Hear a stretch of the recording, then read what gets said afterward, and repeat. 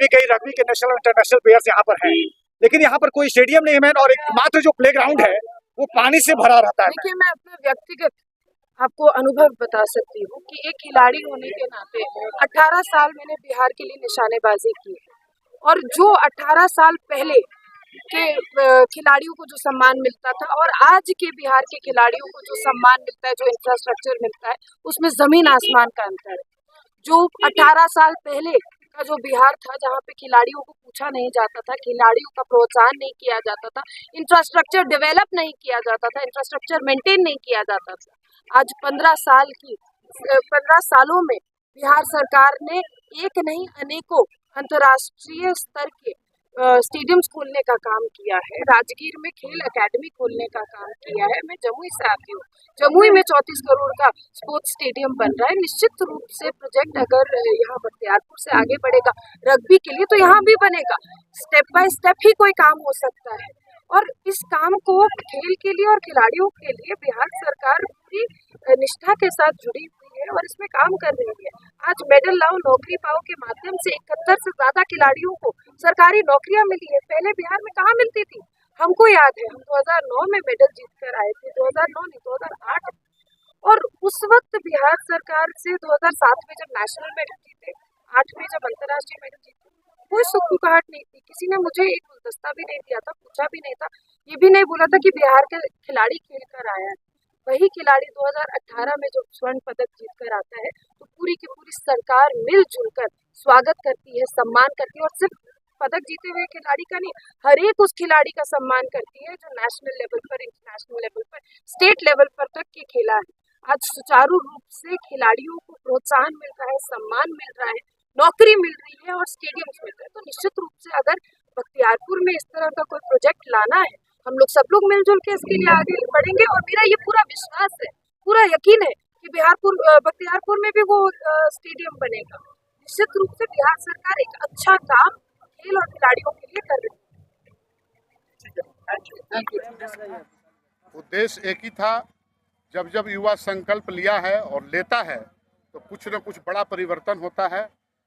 तो आज युवाओं को ये संकल्प लेना था और संकल्प दिलवाना था कि अब बिहार 2025 में बिहार के यहाँ पूर्ण एनडीए की सरकार बने, और बिहार की रफ्तार का जो विकास का जो रफ्तार है वो और तेज़ी से, तुरंतों जो ट्रेन है हवाई प्लेन की तरह मैंने रफ्तार पकड़े यहाँ से, और बिहार तरक्की करे, उन्नत हो, खुशहाल हो। चर्चाएं हो रही है कि इस बार विधानसभा से जो टिकट है उसके लिए बहुत दावेदारी पेश की जाए। हाँ, बिल्कुल सही है, ये लोकतंत्र है और हर कार्यकर्ता को, हर कोई को ये अधिकार है।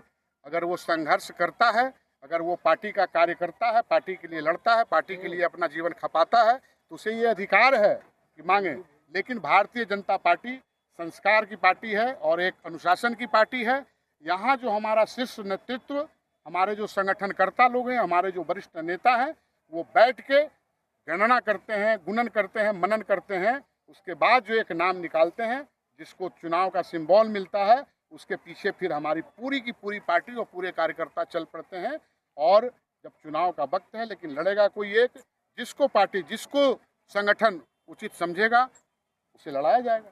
जैसा कि विपक्ष का कहना है कि बख्तियारपुर जो है वो राजद का गढ़ है, ऐसे में आपको क्या लग रहा है कि बख्तियारपुर की जो जनता कैसे आपने गढ़ बना दिया? कैसे आपने गढ़ बना दिया? 10 साल लगातार हमारे विधायक रहे हैं, 5 साल लल्लू जी यहाँ से विधायक रहे हैं, गढ़ कैसे हो गया? एक बार अगर कोई 20,000 मत से जीत गया कुछ गलतियों के कारण, जिसको हमारे पूर्व विधायक ने स्वीकार भी किया है कि उनसे कुछ गलतियाँ हुई है, तो उन गलतियों के कारण उनको 20,000 से हरा दिया, ठीक है। इसका मतलब क्या है? विनोद यादव जी 10 साल रहे यहाँ पे, तो गढ़ कैसे हो गया वहाँ पे? तो अगर ये उनको गुमान है कि ये गढ़ है उनका, तो 40,000 मतों से इस बार जो है एनडीए की प्रत्याशी जीत हासिल करेगी। बदलाव कर पाएंगे सर? ये जो युवा संकल्प हुआ है आपके विधानसभा में, ये बदलाव हो गए? बदलाव हो गया, ये संकेत जन जन तक चला गया। अब क्या बदलना है? लेकिन कैसे होगा सर? सवाल है कि मान लिया कि आप लोगों का आपस में मतभेद है, लेकिन गुटबाजी जो है धरातल पे दिख रही है। पिछले कार्यक्रम और इस कार्यक्रम में काफी अंतर मिल रहा है देखने को। क्या गुटबाजी है बताइए, इस मंच पे कौन नजर नहीं आया आपको? जितने भी प्रत्याशी कहने वाले, जितने भी हमारे अध्यक्ष युवा के, जितने भी पदाधिकारी, जितने भी हमारे भाजपा के वरिष्ठ, कौन नजर नहीं आया? किन्हें सम्मान नहीं मिला? बताए कहाँ गुटबाजी थी यहाँ पे? सबको आमंत्रित किया, सबको निमंत्रण दिया गया। और खास करके ये युवा सम्मेलन था, कोई भारतीय जनता पार्टी का मूल का कार्यक्रम नहीं था, ये युवा यूथ का कार्यक्रम था।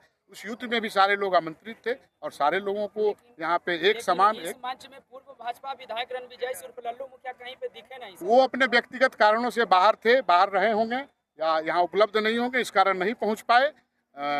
अब इसका तो बहुत जानकारी मुझे नहीं है, लेकिन निमंत्रण उन्हें भी गया था और अगर वो यहाँ रहते तो निश्चित रूप पे वो आते, मुझे ये विश्वास है। शायद यहाँ न रहे हों, अनुपस्थित हो, इसलिए नहीं आ पाए होंगे। मंचासीन बड़े नेताओं के बीच सर ललन सिंह जिंदाबाद हो रहे थे और कुणाल यादव जिंदाबाद हो रहे थे सर, तो इसको कैसे देखें? ये तो जनता की डिमांड है, इसको हम कैसे रोक सकते हैं? अगर कोई किसी का जिंदाबाद करे तो उसके लिए हम तो दोषी नहीं हैं।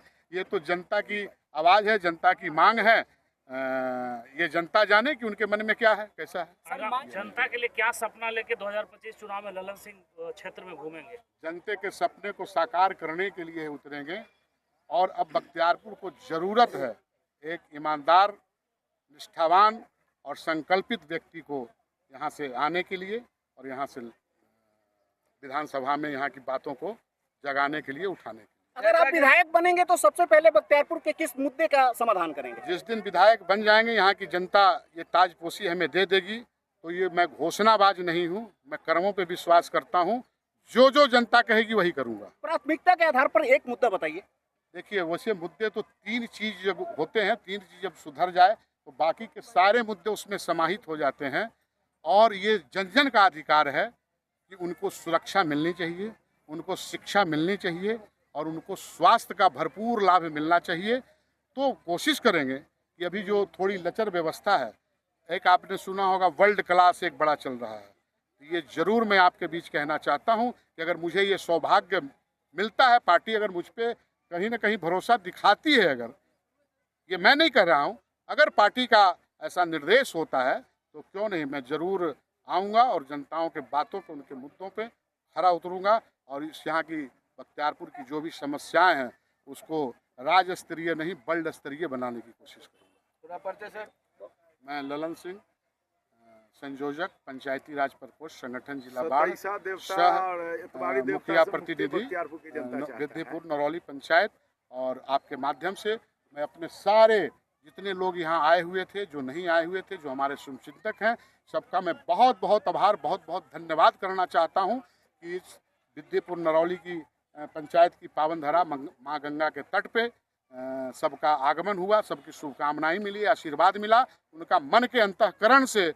और साथ में मैं एक और धन्यवाद आप सबों के माध्यम से माननीय कुणाल यादव जी को देना चाहता हूं कि जिन्होंने कदम से कदम मिला के इस कार्यक्रम को सफल बनाने के लिए अपना संपूर्ण दिया है, सब कुछ दिया है। तो कुणाल यादव जी का विशेष रूप से धन्यवाद और यहाँ की जनता को हाथ जोड़ के नमन है, प्रणाम है कि आज वो घंटों अपने नेताओं को सुनने के लिए, अपने उद्बोधन नेताओं को सुनने के लिए इंतजार किया है, भूखे प्यासे रह के भी बातों को सुना है, गुना है। तो मैं विद्यपुर नरौली पंचायत का मुखिया प्रतिनिधि होने के नाते अपने पंचायत से सबका अभिवादन, सबका अभिनंदन करता हूँ। आपका बहुत बहुत धन्यवाद।